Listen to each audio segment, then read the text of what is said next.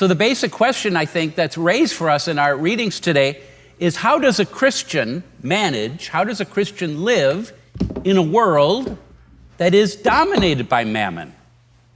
Power, hierarchy, wealth, that's what makes the world go round. That's what allows people to be in control. Does it not? It's true in Jesus' time. It was true, it's just as true, if not more so, today. And Jesus says you got to choose one or the other. You can't have both. Now, that doesn't mean that, one is chosen and the other is rejected. It simply means that one needs to be first, because there's something that happens every time, regardless of which one of those two you choose. You choose one, and the other is going to end up being an instrument that you use to try to get what you've chosen as first.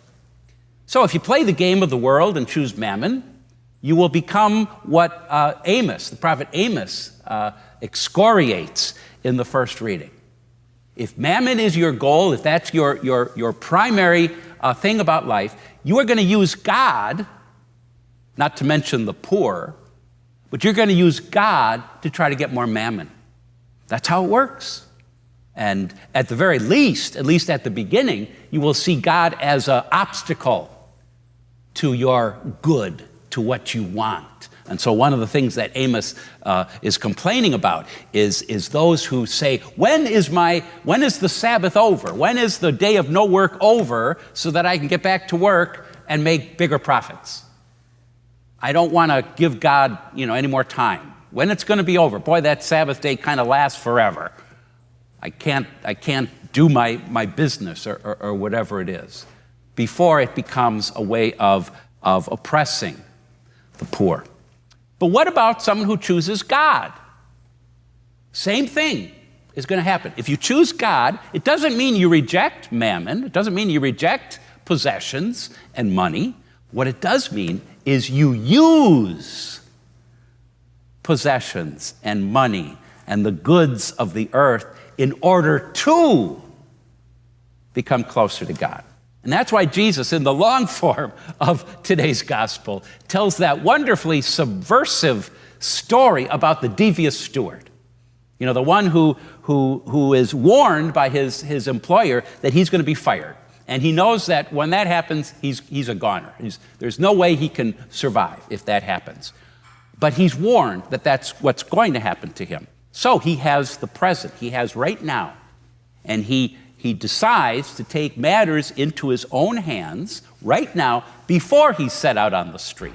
Because now he still has the ability to make some choices and to use some of the power that he has been entrusted with. And so what does he do? He calls in the debtors and has them lower their debt in order to ingratiate him to them, so that when he is in need of their help, they will be there to bring him in and to take care of him. It's not even simply that. This guy is really devious.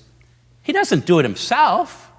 No, he invites them in and says, you owe 100? Well, here's the document.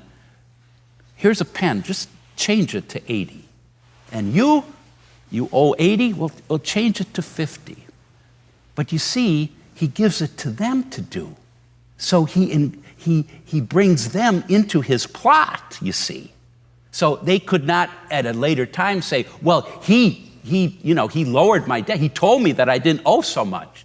That's all they got to do is look at the document. They didn't have typewriters or computer printers at that time. You had to do it by hand, and they could tell it was your hand, not the steward's hand. So they were in hock just like he was. So he was even more assured that they would keep his secret.